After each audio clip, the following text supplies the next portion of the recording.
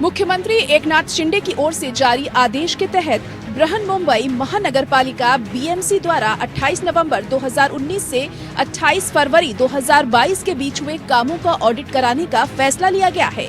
इस अवधि में राज्य में महाविकास अघाड़ी की सरकार थी। इस आदेश के बाद बीएमसी की 12,000 करोड़ की परियोजनाएं अब कैग के दायरे में आ गई हैं। मीडिया रिपोर्ट्स के मुताबिक तत्कालीन सरकार पर कोरोना महामारी के दौरान धांधली का आरोप लगा है। मीडिया रिपोर्ट्स के अनुसार ये पाया गया था कि जून-जुलाई 2021 में बीएमसी ने अलग अलग अस्पतालों में ऑक्सीजन जनरेशन प्लांट लगाने के ऑर्डर दिए थे। खास बात यह है कि इसके लिए ब्लैक लिस्ट हो चुकी हाईवे निर्माण कंपनी को 16 जून 2021 को कॉन्ट्रैक्ट दिया गया था।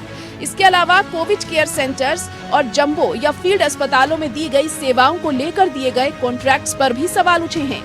खबर है कि लाइफलाइन हॉस्पिटल मैनेजमेंट नाम की फर्म को ऐसे 5 सेंटर चलाने का काम दिया गया था। 26 जून 2020 को कॉन्ट्रैक्ट दिए जाने के दौरान ये कंपनी रजिस्टर्ड नहीं थी। बाद में पाया गया कि ये गैर पंजीकरण कंपनी है और इसे अपारदर्शी तरीके से 100 करोड़ रुपए का काम दिया गया था। इसके अलावा दूसरी निविदाएं भी जांच के दायरे में हैं। सीएम के संचार के अनुसार कैग महामारी के दौरान अस्पताल स्थापित करने से जुड़े विवादित फैसलों की भी जांच कर सकता है। इसमें दहिसर में हुई जमीन की खरीद के साथ साथ वेंडर्स के उपकरण, दवाएं और ऑक्सीजन खरीदना भी शामिल है, जिनके कथित तौर पर अधिकारियों और राजनेताओं से तार जुड़े हुए हैं। उधर शिवसेना नेता आदित्य ठाकरे ने एक बार फिर एकनाथ शिंदे गुट पर निशाना साधा है। उन्होंने टाटा एयरबस परियोजना के नुकसान के लिए मुख्यमंत्री एकनाथ शिंदे की खिंचाई की और कहा कि महाराष्ट्र उनकी विश्वासघात और राक्षसी महत्वाकांक्षा के कारण पीछे जा रहा है। आदित्य ने कहा कि उनकी महाविकास अघाड़ी ने वर्तमान सरकार की तुलना में केंद्र के साथ पूरी तरह से अच्छा काम किया। ठाकरे ने कहा कि जब हम एमवीए सरकार में थे तो केंद्र के साथ हमारे डबल इंजन ने पूरी तरह से अच्छा काम किया। आदित्य ने कहा कि इस असंवैधानिक सरकार के सत्ता में आने के बाद एक इंजन फेल हो गया और जो भी निवेश महाराष्ट्र में आना था वह दूसरे राज्यों में जा रहा है। उन्होंने आगे कहा कि 2014 से 2022 तक राज्य के उद्योग मंत्री सुभाष देसाई ने अपने कार्यकाल के दौरान 6.6 लाख करोड़ रुपए का निवेश किया है।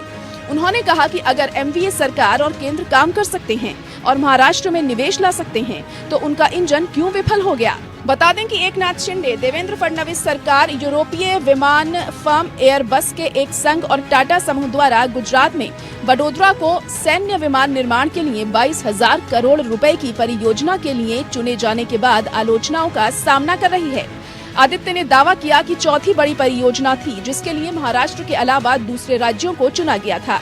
उन्होंने कहा कि वेदांता फॉक्सकॉन सेमीकंडक्टर परियोजना, medical device park, bulk drugs park और टाटा एयरबस परियोजनाओं की योजना महाराष्ट्र में बनाई गई थी, लेकिन अब उन्होंने अन्य राज्यों को चुना है।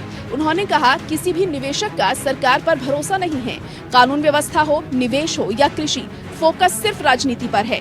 आपको बता दें कि जब से शिंदे सरकार सत्ता में आई है, उद्धव गुट और खासकर ठाकरे परिवार मौजूदा सरकार पर निशाना लगाने का कोई मौका नहीं छोड़ रहा है। दूसरी ओर शिंदे सरकार ने पूर्व की एमवीए सरकार के कई फैसले पलट दिए हैं और कई दूसरे फैसलों की जांच की जा रही है। Bureau report.